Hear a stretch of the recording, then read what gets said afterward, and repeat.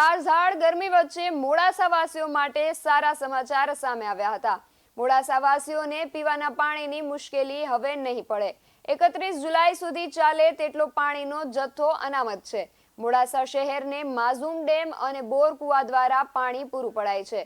નગરપાલિકાને દૈનિક 11.50 MLD પાણીની જરૂરિયાત છે, જે માટે 9 MLD પાણી માઝૂમ ડેમમાંથી લેવાય છે, તેમજ 2.50 MLD પાણી પાલિકાના બોર અને કુવામાંથી લેવાય છે। પાલિકા પ્રમુખે જણાવ્યું હતું કે ચોમાસા સુધી ચાલે તેટલો જથ્થો માઝૂમ ડેમમાં અનામત છે। જાણીએ વધુ વિગત। મોડાસા નગરપાલિકાની અંદર માઝૂમ ડેમમાંથી આપ જોઈ શકો ત્યાં સુધી પાણી આવે છે અને માઝૂમ ડેમની અંદર 31 જુલાઈ સુધી ચાલે એટલો જથ્થો અત્યારે અવેલેબલ જ છે અને આઈ થિંક એકાદ મહિનામાં ચોમાસાની પણ આવક થવાની છે।